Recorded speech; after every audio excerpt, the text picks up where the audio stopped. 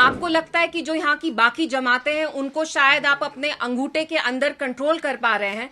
PDP वाहिद ऐसी जमात है जो अभी भी जम्मू कश्मीर के लोगों के हकूक, उनके आइडेंटिटी के लिए लड़ रही है। Why is there such a brutal, a vicious crackdown on People's Democratic Party? Another worrying pattern that is emerging is कि जो Indian foreign policy का जो रुख था, we were always for the creation of an independent, sovereign Palestinian state where the people of Palestine would live with dignity. Foreign policy का shift कैसे हो रहा है towards Israel, which is the aggressor? PDP पे ये crackdown क्यों कर रहे हैं?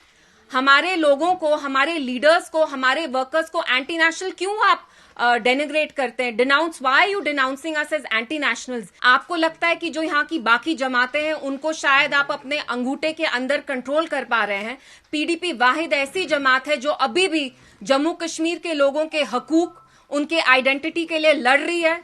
लेकिन फिर भी आप देखते हैं कि एडमिनिस्ट्रेशन का जो व्यवहार हमारे साथ है वो कंप्लीटली बायस्ड है, प्रेजुडिस्ड है।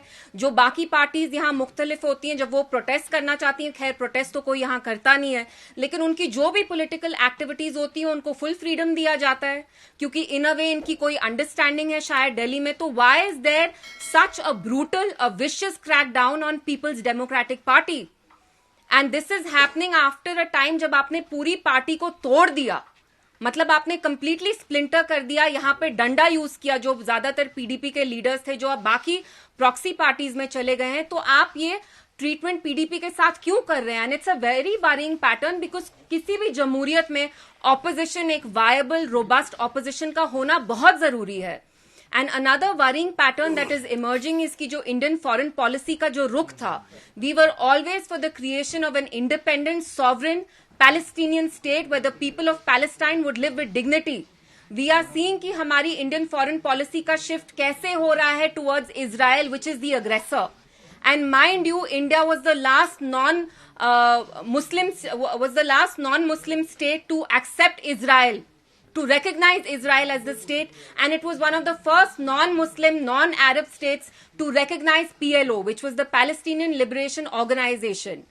So these are questions that I want to ask the administration कि आप बाकी जमातों को फुल एक्टिविटी करने देते हैं, वो ड्रग्स पे बात करते हैं, कॉन्फ्रेंस करने देते हैं, वो मतलब एम्प्लॉयमेंट बाकी इश्यूज होते हैं उन पे आप बात करने देते हैं, तो आप बस पीडीपी पे ये क्रैकडाउन क्यों कर रहे हैं? हमारे लोगों को, हमारे लीडर्स को, हमारे वर्कर्स को एंटी नेशनल क्यों आप डेनिग्रेट करते हैं? Denounce, why you denouncing us as anti nationals? Is it a crime? Is it a crime to, protest in a peaceful manner? It is my fundamental right.